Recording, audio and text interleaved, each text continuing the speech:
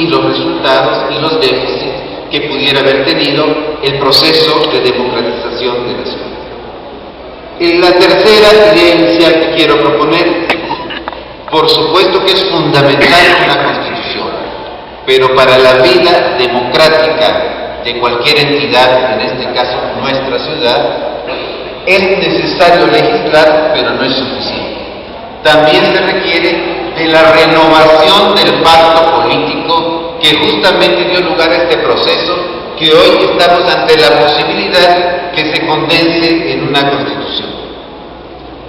Y entonces, y para concluir esta parte y pasar a glosar estos puntos, ¿sí?, tendríamos que, si hoy en el siglo XXI nos estamos planteando construir una constitución para la ciudad, esta debe ser la ocasión de retomar el paso del papel político que ha tenido la Ciudad de México como innovadora en la política nacional, como referente político para muchos estados, para justamente hacer más innovaciones que habrá que reconocer. En los últimos años parece que estas innovaciones tienden a agotarse, tienden a perder su impulso. En consecuencia, ¿verdad?, me parece que si decimos que hay que retomar el paso de la innovación, tenemos que mirar el proceso de constitucionalización que se ha dado en América Latina a partir del retorno de las democracias después de las dictaduras militares, y en ese sentido me parece que se puede ver algunas tendencias con claridad. Es el segundo punto que quisiera abordar. Partiría de una afirmación: las constituciones elaboradas en América Latina a partir del retorno de la democracia tienen dos ingredientes fundamentales: el reconocimiento de la vigencia de los derechos humanos y dos, la democracia participativa. Como este segundo es el tema, doy simplemente por supuesto el primero, y entonces me refiero básicamente a la participación ciudadana como un elemento fundamental de democratización del régimen político, pero también de racionalización de la administración pública. De otra manera, lo que estoy proponiendo es que la participación ciudadana tiene un resultado democratizador, pero también tiene un resultado eficientizador de la gestión de las cosas públicas. Algunos ejemplos, por supuesto, bastante conocidos, a manera de un recordatorio breve. Recordarles, en Brasil, en 1988, ¿sí?, se reformuló la Constitución, ¿sí?, y entonces la Constitución brasileña, en su artículo primero, establece 5 principios fundantes de la vida pública en Brasil, de los cuales el segundo es la ciudadanía y el tercero es la dignidad de la persona humana. En el artículo 14 establece que la soberanía popular será ejercida por sufragio universal y por voto directo y secreto, y en los términos de la ley mediante, uno es: ejercemos la soberanía popular a través del voto, pero también de manera directa a través, nos dice el artículo 14, el plebiscito de la Constitución brasileña, el referéndum y la iniciativa popular. La Constitución colombiana, en su artículo 103, nos dice: son mecanismos de participación del pueblo en ejercicio de su soberanía el voto, el plebiscito, el referendo, la consulta popular, el cabildo abierto, la iniciativa legislativa y la revocatoria del mandato.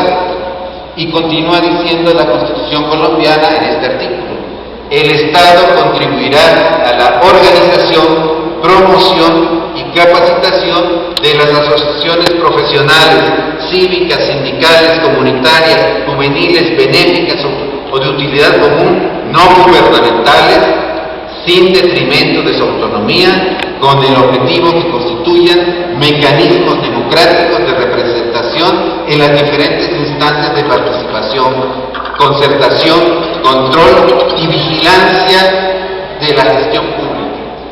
La Constitución de Venezuela, ¿sí?, nos dice en su artículo 5: la soberanía reside intransferiblemente en el pueblo, quien la ejerce directamente en la forma prevista en esta Constitución y en la ley, e indirectamente mediante el sufragio.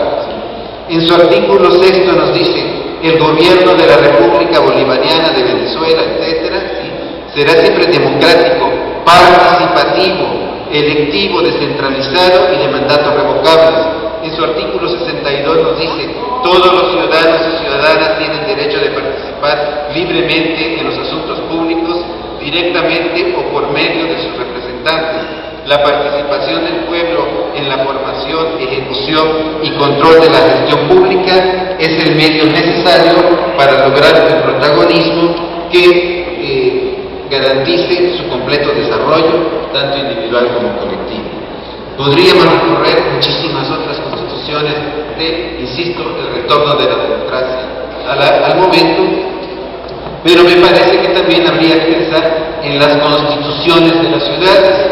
Y por ejemplo, refiero el caso de la Constitución de Buenos Aires como ciudad autónoma, que establece lo siguiente en su artículo primero: la ciudad de Buenos Aires, conforme al principio federal establecido en la Constitución Nacional, organiza sus instituciones autónomas con democracia participativa. En su artículo 19 constitucional nos dice: el Consejo de Planeamiento Estratégico de carácter consultivo, con iniciativa legislativa, presidido por el jefe de gobierno e integrado por instituciones y organizaciones sociales representativas del trabajo, la producción, religiosas, culturales, educativas y los partidos políticos, etcétera, etcétera. Entonces, son ejemplos, insisto, hay muchos otros, pero son ejemplos para sacar, me parece, las siguientes conclusiones. Uno, ¿sí?, cuando hablamos de democracia participativa, no estamos hablando de nada extravagante en América Latina. Simplemente estamos diciendo: la Constitución de la ciudad es la ocasión de ponernos al corriente con la democracia latinoamericana, y es ocasión también de que la ciudad recupere su papel de innovador en la vida pública de todo el país. Pero también podemos sacar otras dos conclusiones de estos ejemplos que de manera apresurada traté de referir. El primero: cuando hablamos de dos niveles, cuando hablamos de participación ciudadana, estamos distinguiendo dos niveles. Una es la democracia directa y otra es la democracia participativa.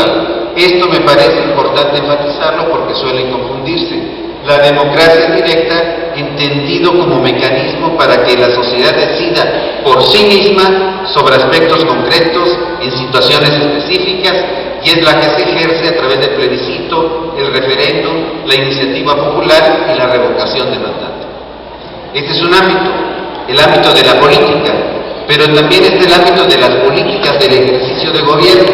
Ahí es donde hablamos de democracia participativa, entendida como mecanismos de intervención de la sociedad a través de sus diversas formas de organización social en la gestión pública.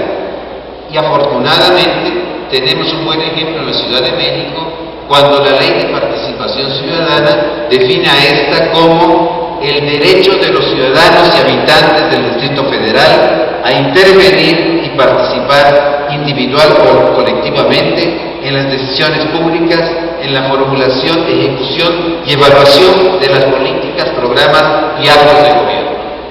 Por supuesto que una Constitución debe aprovechar lo que ya está legislado, pero también debemos todos reconocer que no basta con legislar. Muchas de estas ideas han tenido el déficit de ejecución, no se han puesto en práctica.